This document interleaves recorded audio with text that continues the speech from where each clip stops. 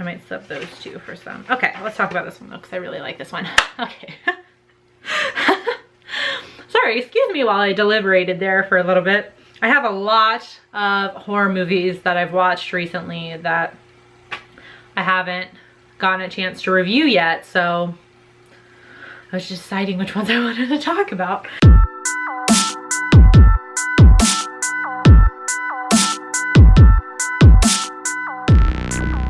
Hey there, creepy peeps, and welcome to another shit. I didn't write down the year that this one came out.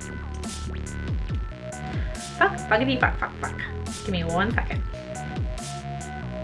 I'm pretty sure it's not stale, but we're just going to. Why can't I spell extraordinary?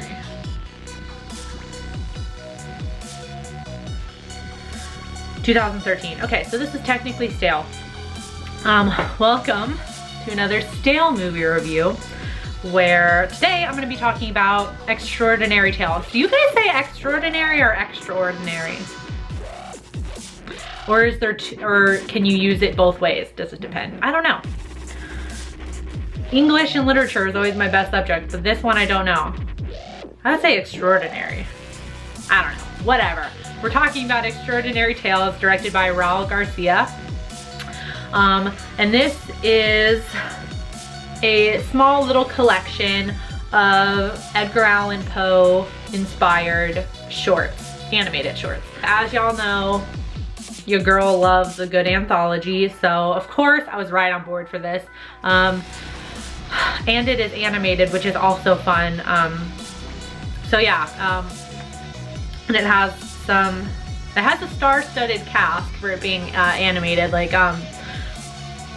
all except for one of the shorts are narrated.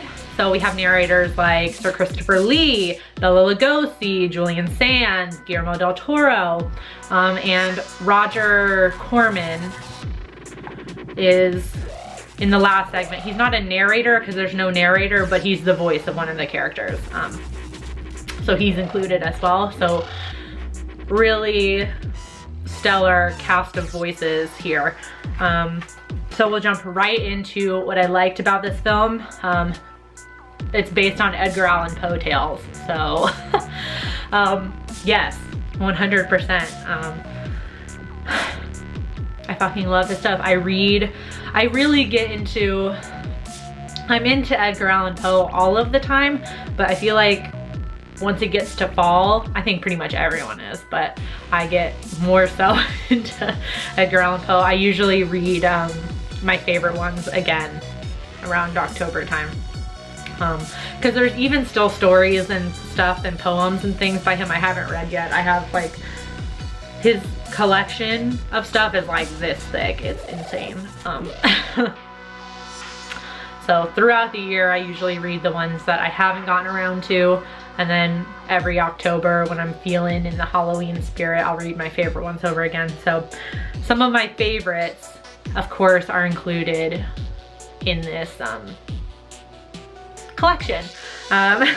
So first good thing, it's Edgar Allan Poe inspired. Amazing.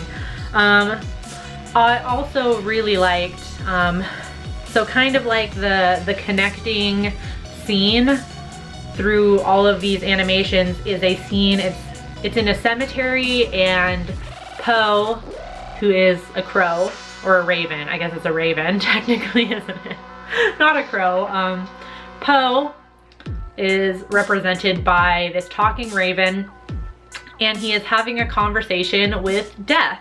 And I thought it was a really interesting take on death's relationship in all of Poe's stories and poems. So like death is telling him, you know, you've written so many love poems to me, and Poe is arguing that not all of his stories have to do with death. And then he'll give an example, and then we see it, and then we actually see like death is threaded throughout all of these stories. So I thought that was a really interesting take. It was an interesting subject to explore about Poe and his work, like his relationship with death and all of his work. So I thought that was really cool. I really liked the little connecting scenes. They were really interesting. The only thing I have to complain about this is that I wanted more. I need them to make like a sequel or something like that so I can get more of this. There was only 5 segments, but I wanted so much more. There's so many other cool stories they could do. Yeah, so I just want more.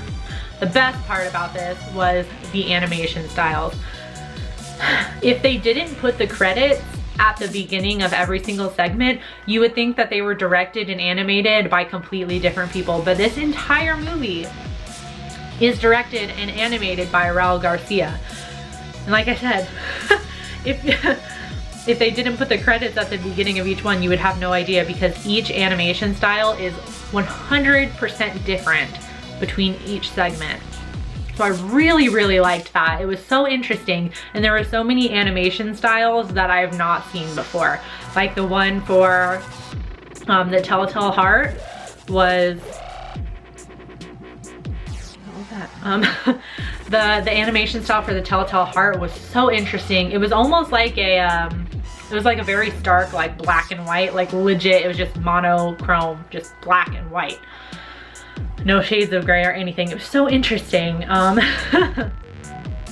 Yeah, each one was completely different, and it just, yeah. And of course, it has the most classic Poe tales included in here. We have, let's see if I can remember each one that was in here. There's The Fall of the House of Usher, The Telltale Heart, of course. What's the second one?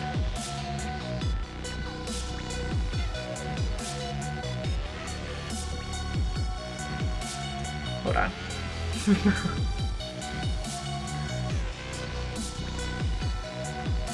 It's the one Julian Sands did.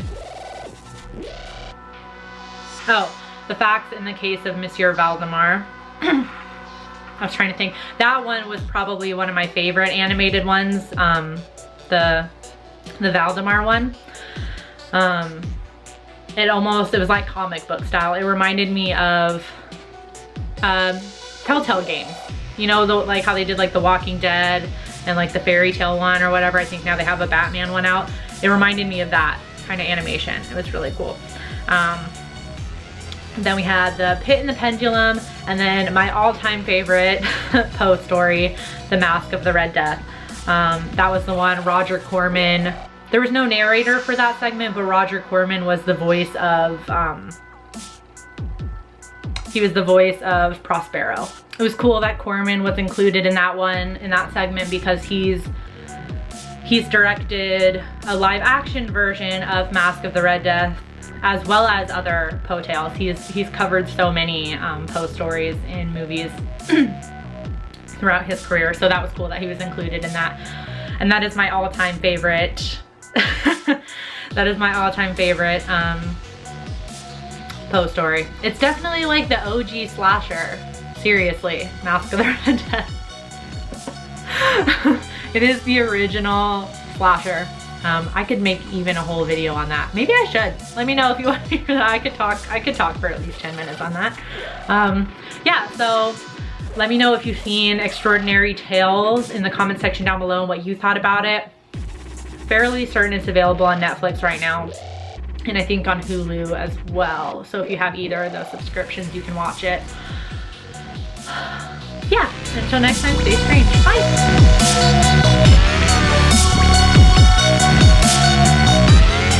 Hey guys, be sure to leave me suggestions for, oh my god, that hair is in my eyelash again.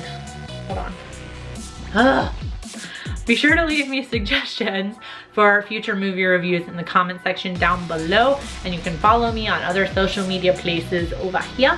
And if you want to subscribe to the channel, see more of my face, hear more of my voice, be notified when I make a new video, you can click the little annotation thingy right down there.